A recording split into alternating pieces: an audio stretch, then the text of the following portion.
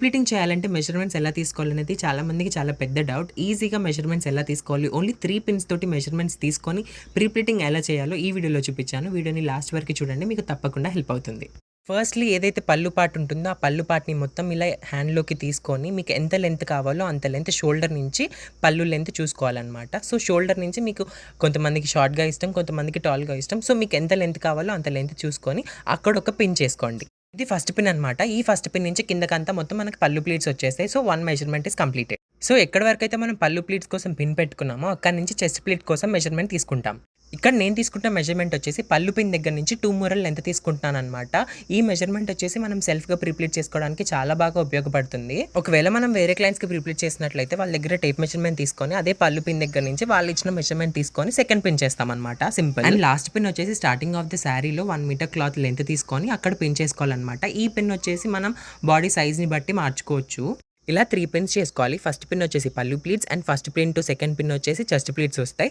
Second pin to third pin వచ్చేసి centre pleats వస్తాయి అనమాట. ఓన్లీ 3 పిన్స్ అంతే. సో పిన్నింగ్ అయితే అయిపోయింది. ఇప్పుడు ప్లీటింగ్ స్టార్ట్ చేద్దాము. ఫస్ట్ అయితే పళ్ళు ప్లీట్స్ తోటి స్టార్ట్ చేస్తాము. ఎప్పుడైనా సరే పళ్ళు ప్లీట్స్లో ఫస్ట్ ప్లీట్ అనేది మనకి నచ్చినంత లెంత్ తీసుకోవచ్చు మన రిక్వైర్మెంట్ని బట్టి.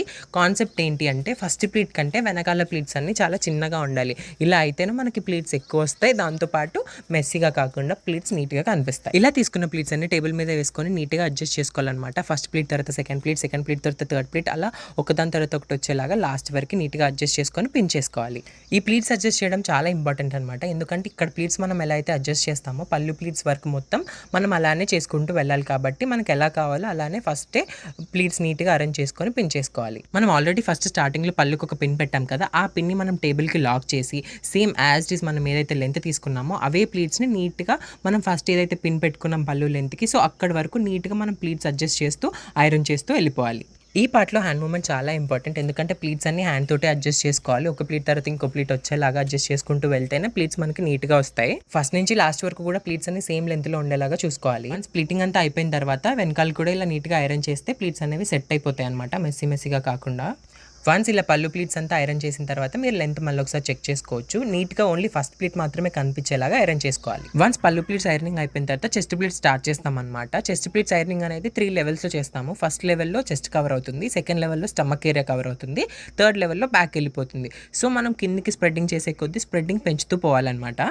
సో వీడియోలో చూపిస్తున్నట్లుగా ఫస్ట్ స్టార్టింగ్లో స్ప్రెడ్డింగ్ తక్కువగా తీసుకోండి, సెకండ్ లెవెల్లో కొంచెం స్ప్రెడ్డింగ్ పెంచండి, థర్డ్ లెవెల్లో ఇంకొంచెం స్ప్రెడ్డింగ్ పెంచండి as per your body personality. So ఈ చెస్ట్ ప్లీట్స్ మెజర్మెంట్ కూడా ఎలా తీసుకోవాలనేది చాలా మందికి డౌట్ ఉంటుంది. ఈ చెస్ట్ ప్లీట్స్ కూడా మెజర్మెంట్ ఉంటుంది, కాకపోతే అందరికీ ఈ మెజర్మెంట్ సూట్ అవుతుందా అంటే కొంతమందికి సూట్ అవ్వదు.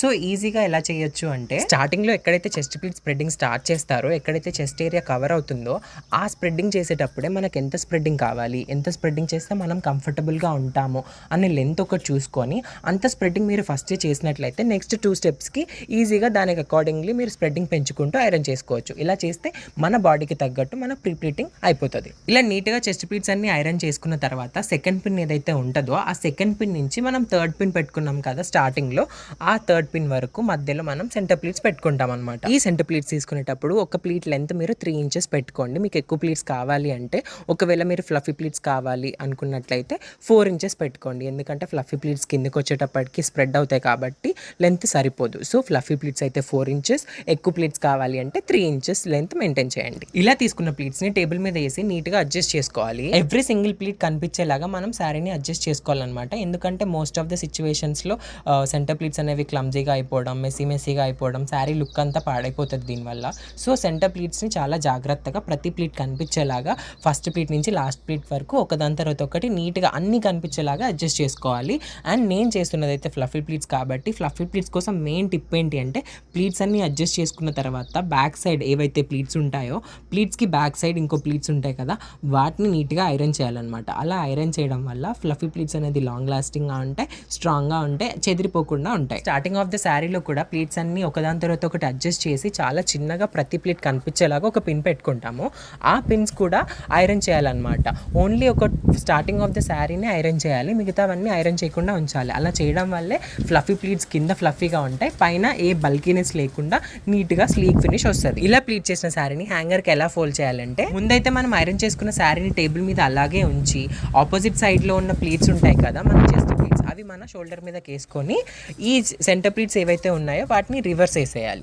రివర్స్ వేసేసిన తర్వాత బ్యాక్ సైడ్ ప్లీట్స్ ఉంటాయి కదా, ఆ ప్లీట్స్ అన్నిటిని నీట్గా ఐరన్ చేసేయాలి. ఇలా ఐరన్ చేయడం వల్ల హ్యాంగర్ ఫోల్డింగ్ నీట్గా వస్తుంది. నెక్స్ట్ ఆపోజిట్ సైడ్లో ఇంకొక 1 మీటర్ క్లాత్ బ్యాలెన్స్ ఉంటుంది కదా, 1 మీటర్ క్లాత్ని కూడా లోపలికి ఫోల్డ్ చేసేయాలి. అలా ఫోల్డ్ చేసుకున్న క్లాత్ని కూడా ఒకసారి నీట్గా ఐరన్ చేసుకోవాలి. ఎందుకంటే ఐరన్ చేయడం వల్ల శారీ అనేది కొంచెం సెట్ అయిపోతుంది, బల్కీగా ఉండదు. హ్యాంగర్కి ఫోల్డ్ చేసిన తర్వాత కూడా నీట్గా ఉంటుంది, క్లమ్జీగా ఉండదు.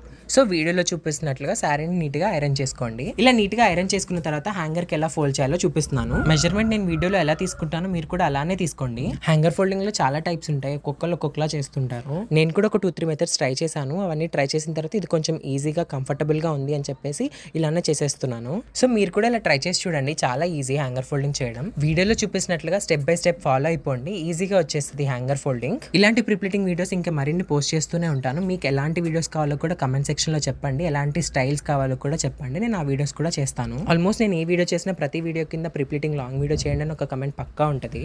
సో ఈజీ మెజర్మెంట్స్ తో ప్రిప్లిటింగ్ ఎలా చేయాలన్నదే ఈ వీడియో. చాలా మంది ఐరన్ బాక్స్ లింక్ అడుగుతున్నారు అండ్ టేబుల్ లింక్ అడుగుతున్నారు. నేను ఆ లింక్స్ అన్ని ఈ వీడియోలో ఇస్తాను అండ్ నా పాత షార్ట్ వీడియోస్ లో కూడా ఇచ్చాను, ఒకసారి వెళ్ళి చెక్ చేయండి.